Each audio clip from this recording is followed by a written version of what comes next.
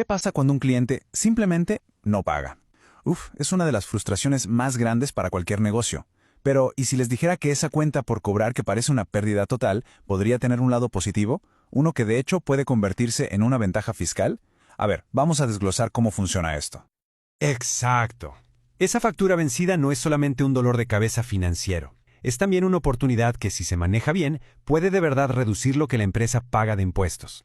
La clave, como en casi todo, está en entender las reglas del juego. Ok, esta es nuestra hoja de ruta. Primero, vamos a definir bien el problema. Luego, exploraremos las dos perspectivas que chocan aquí, la contable y la fiscal. Y finalmente, trazaremos el camino, paso a paso, para llegar a la deducción. Bueno, arranquemos por lo más básico.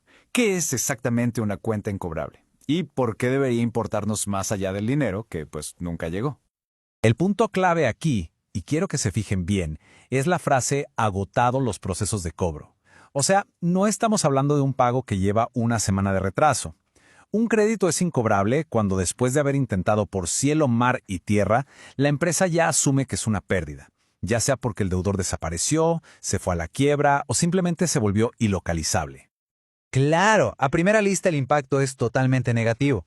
Menos dinero en el banco, pues afecta la liquidez, reduce las ganancias, se ve mal. Pero aquí es donde la historia da un giro interesante, y es ese último punto. Esa pérdida puede tener un segundo acto. Para ponerlo en números, una deuda de digamos 100,000 pesos que se logra deducir podría significar un ahorro de hasta 30,000 pesos en impuestos. De repente, una pérdida total ya no lo es tanto, ¿verdad? Ahora, para poder aprovechar ese beneficio, es fundamental y de verdad crucial entender que este problema se mira con dos lentes completamente diferentes, los del contador y los de la autoridad fiscal. Son dos mundos. Y esta imagen lo deja clarísimo. Por un lado, la contabilidad, que se rige por las normas de información financiera, las NIF, que son como la Biblia de los contadores en México. Su objetivo es uno, que los estados financieros muestren la realidad. Si se cree que no se va a cobrar algo, se tiene que registrar. Punto. Pero por el otro lado está el fisco, el SAT, cuyo objetivo es otro, calcular cuántos impuestos se van a pagar. Y para permitir que se deduzca esa pérdida, pone reglas muy, pero muy estrictas. Muy bien, entremos al mundo del contador. ¿Cómo se ve esto en los libros? ¿Cómo se formaliza esa pérdida para que todo quede en orden? Miren, es un proceso de 2 pasos, bastante lógico. Primero, la empresa hace una estimación, lo que se llama una provisión. Es básicamente decir, oye, de todo lo que me deben, creo que este pedacito ya no lo voy a recuperar. Después, cuando la pérdida es ya casi un hecho, se hace el registro oficial, el famoso asiento contable. Y este es el movimiento clave en la contabilidad. Se registra un gasto, lo que, por supuesto, disminuye la utilidad de la empresa. Al mismo tiempo, se le da de baja a esa cuenta por cobrar, lo que reduce los activos. Contablemente, la herida ya está reconocida y registrada. Y ahora sí, llegamos a la parte que seguro genera más interés. Dejemos por un momento al contador y hablemos de lo que le importa al SAT para permitir que esto se deduzca del impuesto sobre la renta. Y primero que quede algo muy claro, esto no es ningún truco, ni una laguna legal. Está ahí, negro sobre blanco, en la propia ley del ISR, en su artículo 25. Lo establece sin rodeos. Las pérdidas por créditos incobrables son una deducción autorizada.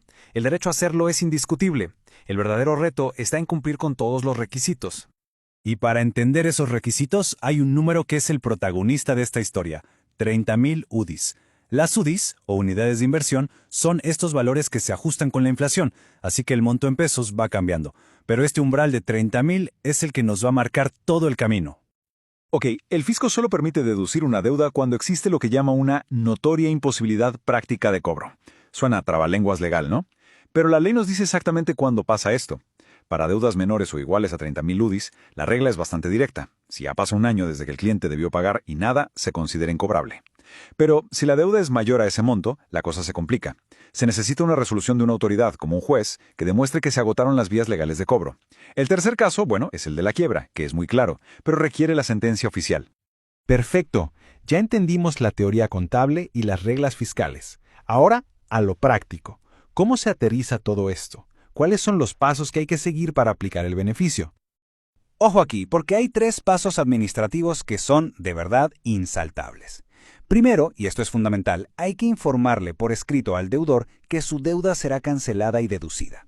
Esto nos lleva al segundo punto, porque esta acción crea un efecto espejo. Obliga al deudor a considerar ese monto como un ingreso para sus propios impuestos.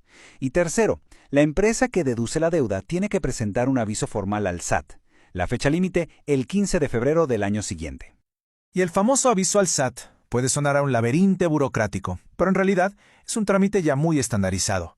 Se ingresa al portal, se sigue esta ruta que ven en pantalla, se llena el formulario de la ficha 54 ISR, se adjuntan los documentos que respalden el caso, todo en PDF, y lo más importante de todo, se envía y se guarda ese acuse de recepción como si fuera oro.